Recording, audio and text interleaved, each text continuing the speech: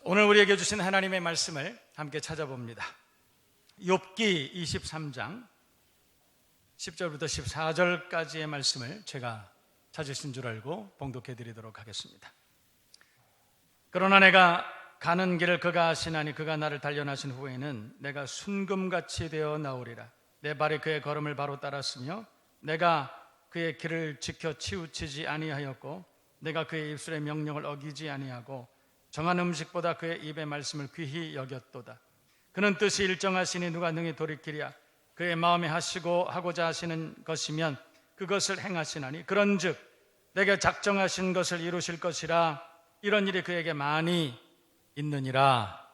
아멘. 우리가 확신하는 이유는 이라는 제목으로 우리가 은혜를 나누는 시간이 되기를 바랍니다.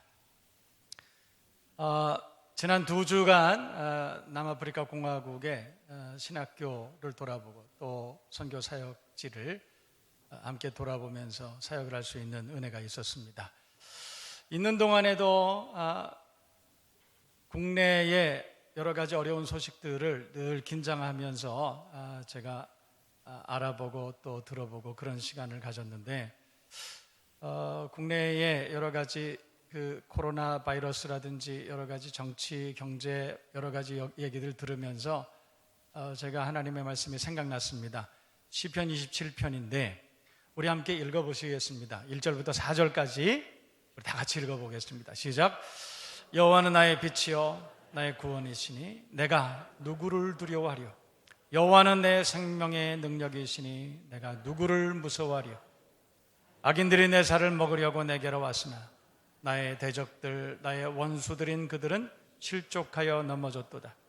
군대가 나를 대적하여 진칠지라도 내 마음이 두렵지 아니하며 전쟁이 일어나 나를 치려할지라도 나는 여전히 태연하리로다. 내가 여호와께 바라는 한 가지 일 그것을 구하리니 내가 내 평생에 여호와의 집에 살면서 여호와의 아름다움을 바라보며 그의 성전에서 사모하는 그것이라. 아멘. 3절 하반절을 보면 전쟁이 일어나 나를 치려할지라도 나는 여전히 태연하리로다. 세상에 어떤 일이 있어도 광풍이 불어도 어려운 일들이 있어도 전쟁이 일어나도 바이러스가 창궐한다 하더라도 사람들의 생명이 위협을 당한다 하더라도 우리는 주 안에서 태연하리로다. 평안을 누릴 수 있는 저와 여러분 되시기를 주님의 이름으로 축복합니다. 예쁜 사진들 몇 장 가져왔습니다. 보시겠어요? 저는 아프리카 처음 가봤습니다.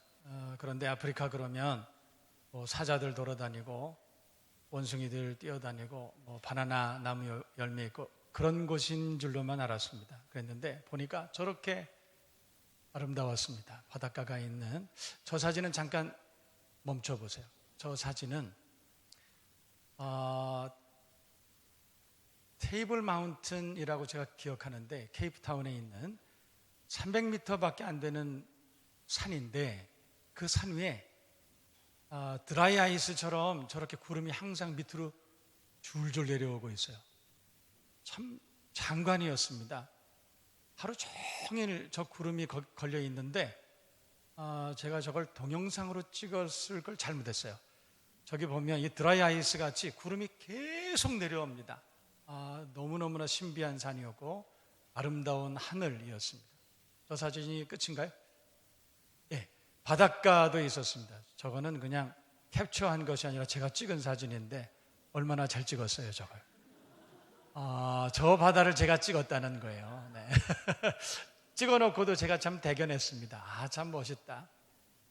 제가 생각을 했는데 너무 아까웠어요. 저만 보기에는 너무 아까운 광경이었습니다. 그래서 제가 비행기를 타고 오면서 생각을 했는데 우리 교인들도 좀 봤으면 좋겠다.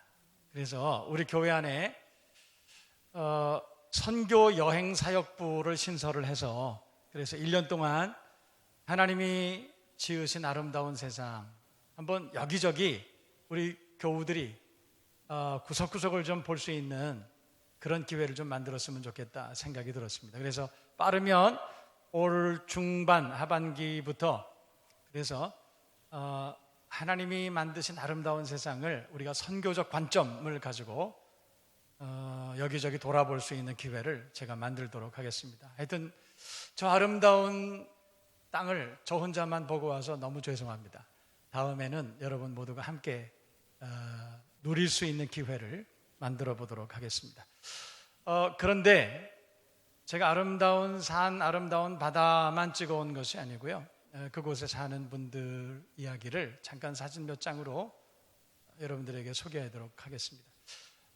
아이들 사진인데 너무 예쁘게 생겼습니다. 제가 실제로 가보니까 아이들이 너무너무 예뻐요.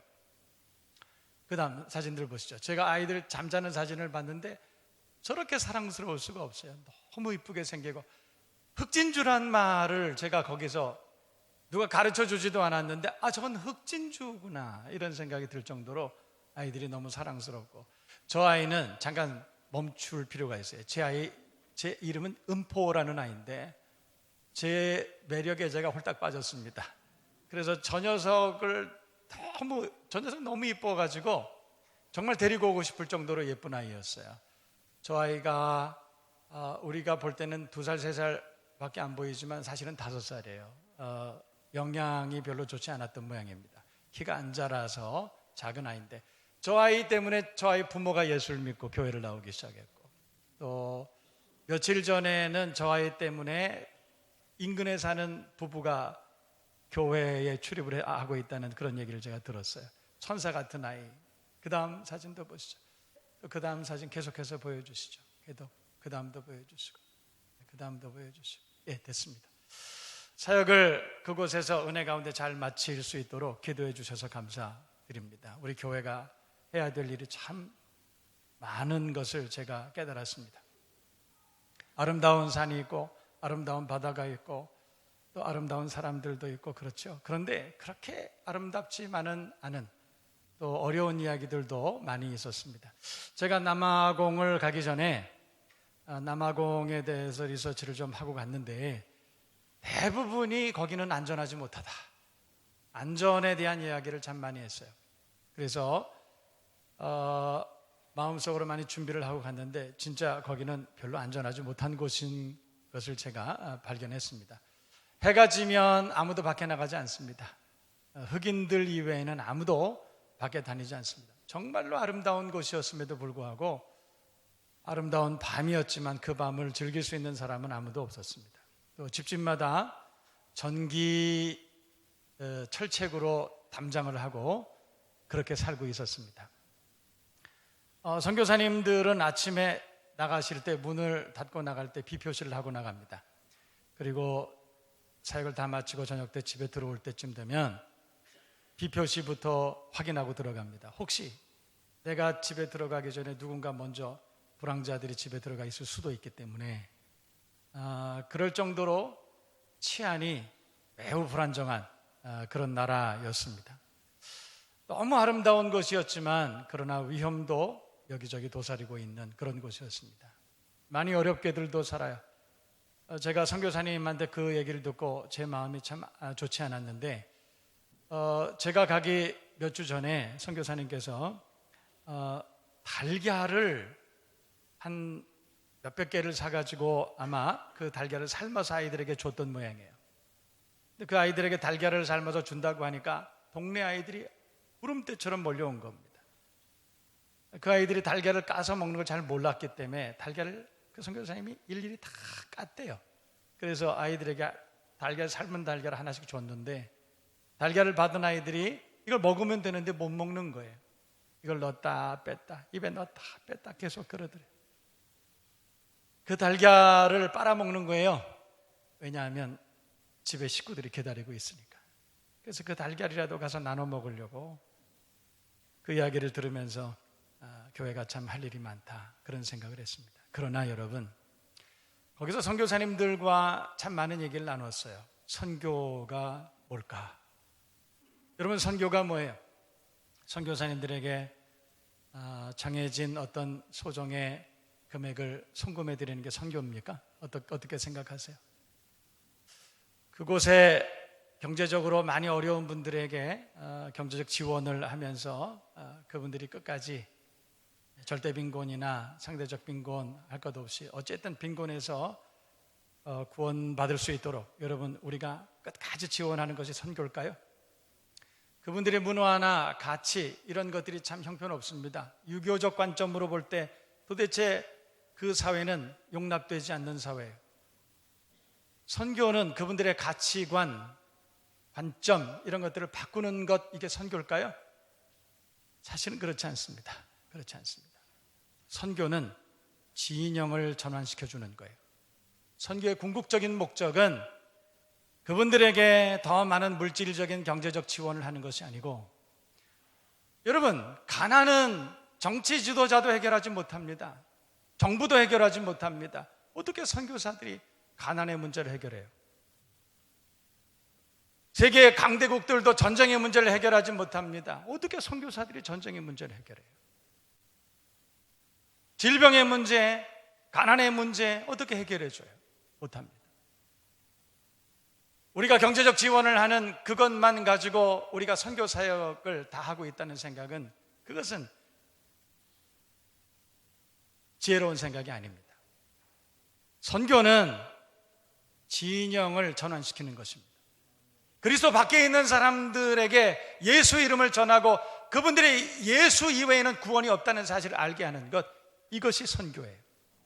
여러분, 150년 전에 이 땅에 서양 선교사님들이 오셨어요. 그리고 무지한 우리 조상들, 무지한 우리 선배들로 인해서, 그래서 대동강변에서 압록강변에서 처형을 당한 그런 선교사님들이 얼마나 많은지 몰라요. 단두대에 이슬로 사라진 선교사님들이 참 많이 계세요. 그분들의 일기 중에 보면, 양화진에 가면 그분들의 일기가 있어요. 그분들의 일기 중에 보면 그때 당시에 조선 땅에 있었던 우리 조상들, 우리 믿음의 우리 선배들을 보고 그 선교사님들이 그렇게 썼어요. 이 민족에게는 소망이 없다. 이 민족에게는 소망이 없다. 이렇게 썼어요. 그러나 여러분, 아니, 그분들이 예수 이름을 전하고, 그리고 이 땅에 교회가 세워지고, 그리고 우리가 그 진영이 전환될 때, 우리가 세상에 속해 있다가 그리스도의 사람이 될 때, 하나님의 자녀가 되었을 때 그 문제는 해결되기 시작했어요. 절망적인 민족이 소망이 있는 민족이 됐고, 선교 한국으로 거듭날 수 있었습니다. 경제가 해결됐습니다. 질병 문제가 해결됐습니다. 여러분, 경제 문제는 돈으로 해결하는 것이 아니에요. 믿음으로 해결하는 것입니다. 진영이 바뀌어야 돼요. 하나님 편에 서야 되는 것입니다. 질병 문제는 여러분, 백신으로 해결하는 것이 아니에요. 믿음으로 해결하는 것입니다. 진영이 바뀌면 되는 거예요. 여러분, 세상에 어떤 어려움이 있다 할지라도, 어떤 도전이 있다 할지라도 믿음으로 잘 극복해 나가는 여러분 될 수 있기를 주님의 이름으로 축복합니다. 여러분, 그 남아프리카 공화국의 그 험난한 그 위험한 곳에서도 선교사님들은 굴하지 않고 복음 전하고 있습니다. 여러분, 우리가 어떤 두려움이나 어떤 위험한 상황 가운데에서도 우리가 주님의 그 은혜를 의지하고 하나님의 도우심을 의지하고 우리가 믿음으로 그 일을 잘 감당해낼 때 하나님께서는 우리와 동행해 주시고 하나님의 뜻을 우리를 통해서 반드시 이루어 주실 줄로 믿습니다. 시편 23편은 내가 사망의 음침한 골짜기를 지날지라도, 우리가 어떤 위험과 어떤 질병과 어떤 가난 가운데 있다 할지라도, 어떤 전쟁의 위험 가운데 있다 할지라도, 내가 사망의 음침한 골짜기를 다닐지라도 해를 두려워하지 않을 것은, 해를 두려워하지 않는다는 거예요. 왜냐하면 주께서 나와 함께 하심이라. 주의 지팡이와 막대기가 나를 안위하시나이다. 할렐루야. 어떤 분이 재미있게 그런 말을 했어요. 우리나라에서 아주 이번에 그 코로나 이 바이러스를 잘 치료할 수 있는 그런 백신이 하나 나왔다, 우리나라에서. 그게 뭔가 그랬더니 진짜 백신이에요. 고무신, 하얀 고무신을 이렇게 그려놨어요. 백신이 나왔다. 여러분, 진짜 백신은 뭐예요? 믿음입니다. 세상을 이기는 믿음이에요. 질병을 이기는 믿음입니다. 믿음으로 승리하고 하나님께 영광을 돌릴 수 있는 저와 여러분 모두가 되실 수 있기를 축복합니다. 어떤 어려움이 있어도 어떤 위협이 있어도 선교사들은 복음 전합니다. 어떤 어려움이 있어도, 어떤 질병이 있어도, 어떤 바이러스가 있어도 우린 예배 드립니다. 하나님 앞에 인정받을 수 있는, 어려움을 통해서 우리 하나님 앞에 인정받고 칭찬받는 저와 여러분 모두가 되어야 할 줄로 믿습니다. 서울 시내의 인근의 어떤 시에서 공문이 내려왔습니다. 예배 드리지 말라. 지금 바이러스가 창궐하고 있으니 예배 드리지 말라. 저도 그 공문을 받습니다. 그 공문을 받더니 만약에 예배 드릴 경우에는 300만 원 이하의 과태료를 부과하겠다. 그래서 그것 때문에 세상이 시끄럽습니다. 어떻게 예배를 드리지 말라 이렇게 할 수 있느냐? 예배 드리지 말라 하기 전에 관공서를 폐쇄하라. 예배 드리지 말라 하기 전에 학교를 폐쇄하라. 예배 드리지 말라 하기 전에 불특정 다수가 모여있는 몰을, 백화점을 폐쇄하라. 그러기 전에 제일 먼저 예배부터 드리지 말라. 그렇게 하는 것은 온당하지 못하다. 지금 그것 때문에 큰 논란이 되고 있습니다. 중국은 우한 도시에서는 예배드리는 교회를 폭파시켜버렸습니다. 여러분, 세상이 무너져도 예배드리는 이것은 멈출 수 없습니다. 초대교회 수많은 박해 가운데서도 예배는 반드시 드려졌습니다. 카타콤에서도, 아둘람굴에서도, 어디에서도, 마사다 전투 가운데서도 예배는 드려졌습니다. 저는 수원 근처에 있는 제암리라고 하는 곳에 교회를 가본 적이 있습니다. 일제강점기 때에 일본 군사들이 예수 믿는 사람들을 교회로 몰아넣었습니다. 그리고 밖에서 총을 겨누고 그렇게 선언했습니다. 여기서 예수 믿지 않겠다, 예배 드리지 않겠다, 그리고 이 문을 나오면 살려주겠다. 그러나 그럼에도 불구하고 계속 예배를 드린다면 불을 지르겠다. 한 사람도 나온 사람이 없습니다. 예배 드리다 다 순교했습니다. 여러분, 기독교 2000년사의 교회는 어떤 일을 해도 교회 문을 닫은 적이 없습니다. 예배의 문을 닫은 적이 없습니다. 예배는 주님 오시는 날까지 드려져야 됩니다. 하나님께 영광을 돌리는, 그리고 어려울 때일수록 믿음의 사람으로, 진짜 예수쟁이로 검증받는 저와 여러분 모두가 되실 수 있기를 주님의 이름으로 축원합니다. 축복합니다. 오늘 성경은 욥기 23장을 10절부터 우리가 본문으로 삼았습니다. 욥기는 1장부터 그렇게 시작합니다. 우스라고 하는 땅에 의인이 하나 살고 있었다. 주 안에서 복된 삶을 살아가는 한 사람이 있었다는 것입니다. 그 사람은 엄청난 부자였습니다. 아들, 딸도 10남매가 있었습니다. 모두가 다 예수 잘 믿는, 평안하고 하나님의 은혜 가운데 안전하게 사는 사람들이었다. 성경 그렇게 말해요. 어느 날 9절부터 12절까지의 말씀을 보면 사단이 하나님을 찾아왔습니다. 하나님께 그렇게 물어봤어요. 하나님, 우스 땅에 살고 있는 저 욥이라고 하는 사람이 왜 하나님을 경외하고 하나님께 예배하는 줄 알고 계세요? 성경에는 그런 말씀이 없지만 하나님께서 아마 이렇게 말씀하셨던 것 같아요. 그 욥은 나를 경외하는 사람이라, 욥은 나를 사랑하는 사람이라, 그래서 하나님을 찬양하고 경배하고 그렇게 살고 있겠지. 마귀가 그렇게 말했어요. 아니요, 그렇지 않습니다. 하나님께서 그에게 하나님을 사랑할 만한 조건을, 평안을, 물질의 부여를 주셨기 때문에 그래서 하나님을 사랑하는 것입니다. 아니야, 그렇지 않아. 욥은 나를 경외하고 나를 사랑하는 사람이에요. 그때 마귀가 말했습니다. 하나님, 만약에 욥에게서 그것을 다 뺏어도 욥이 하나님을 찬양할까요? 만약에 그것을 다 빼앗아가도 하나님을 여전히 사랑한다고 말할까요? 그때 하나님은 아마도 그럴 거야. 욥을 신뢰했습니다. 그래서 12절 말씀을 보면, 1장 12절 말씀을 보면 하나님은 사단에게, 마귀에게, 그렇다면 네 마음대로 한번 해보라. 욥에게 있는 것들을 다 빼앗아보라. 욥이 어떻게 하는지 나도 한번 보자. 여러분, 그것은 하나님께서 욥을 괴롭히기 위해서 그런 것이 아니에요. 하나님은 욥을 신뢰했습니다. 어떤 환경 가운데서도 욥은 하나님을 끝까지 경외할 것이라는 사실을 하나님은 알고 있었기 때문에. 아프리카는 위험한 곳입니다. 어떤 일을 당할지 모릅니다. 그러나 그런 가운데서도 철수하지 않고 끝까지 복음을 전할 것이라는 것을 하나님 알고 계셨기 때문에, 그래서 하나님께서는 선교사를 그쪽에 보내시고 일하고 계신 것입니다. 코로나 바이러스뿐만 아니라 세상에 어떤 두려움이 있다 할지라도 우리가 하나님 앞에 예배할 수 있다는 것, 예배할 것이라는 그 사실을 하나님은 알고 계시기 때문에, 그래서 오늘 저와 여러분들을 예배의 자리로 부르신 줄로 믿습니다. 하나님께서는 우리를 신뢰하시는 거예요. 하나님께서 허락하신 그 범위 안에서 마귀는 욥에게 가진 고난을 다 퍼부었습니다. 자녀들을 한꺼번에 다 죽여버렸어요. 그리고 가진 재물을 몽땅 뺏어갔습니다. 그리고 그 몸도 병들게 했습니다. 성경을 보면 욥의 아내까지도 하나님을 저주하고 죽으라, 그런 지경까지 갑니다. 그러나 욥은 끝까지 그 믿음과 신앙 고백을 버리지 않습니다. 오늘 성경 23장 10절 말씀을 보면 욥은 그렇게 말합니다.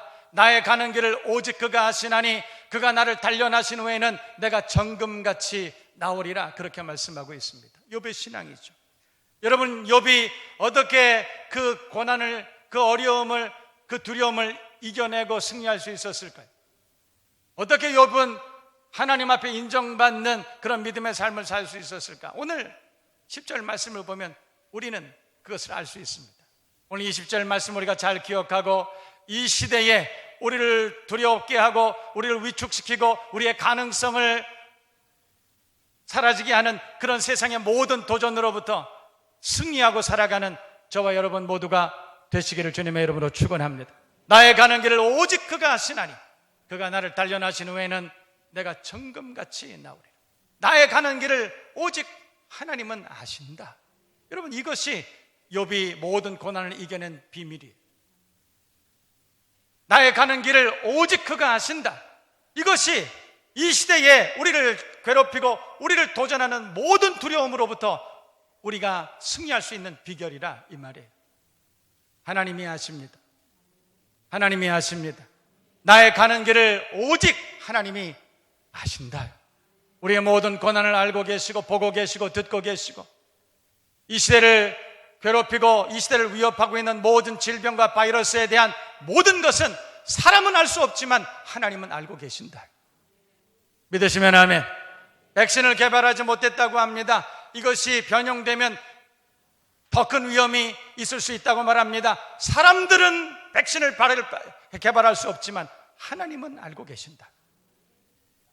우리가 세상의 모든 두려움으로부터 자유함을 얻을 수 있는 첫 번째 비결은 오직 그가 아신다. 하나님은 알고 계신다, 이거예요. 두 번째는 모든 일들을 하나님이 주관하고 계신다, 이런 뜻이에요. 나의 가는 길을 오직 그가 아시나니 그가 나를 단련하신 후에는, 단련하시는 이가 하나님이시라. 하나님이 주관하고 계신다는 것입니다. 세상 모든 역사는 하나님이 주관하시는 것입니다. 세상 모든 역사는 하나님이 주관하시고 하나님이 홀로 영광을 받으시는 줄로 믿습니다. 그러므로 우리는 두려워할 것이 없습니다. 뿐만 아니라 그가 나를 단련하신 후에는 내가 정금같이 나오리라, 욥은 그렇게 고백하고 있습니다. 여러분, 그 말씀의 뜻은 그렇습니다. 어떤 고난이 있다 할지라도, 어떤 연단이 있다 할지라도 우리가 믿음으로 그 연단을 잘 감당해내면 그 연단을 통해서 내 믿음이 하나님 앞에 증명될 것이다, 이런 뜻입니다. 어려울 때에 오히려 하나님 앞에 믿음으로 증명되는 여러분 될 수 있기를 축원합니다. 어렵다고 해서 예배드리지 않고, 어렵다고 해서 믿음에서 배도하고 파선하고 궤도에서 이탈하는 것은 하나님이 원하시는 것이 아니에요. 어떤 일이 있어도 예배는 드립니다. 하나님 앞에 예배 드립니다. 우리가 어떤 일이 있어도 하나님을 잊지 않고 그 하나님 앞에 예배 드릴 때 하나님이 우리를 기억해 주세요. 그 하나님께서 우리를 기억해 주시고 환난 날에 우리를 구원해 주시고 하나님께 영광이 되는 삶을 살게 하시는 줄로 믿습니다.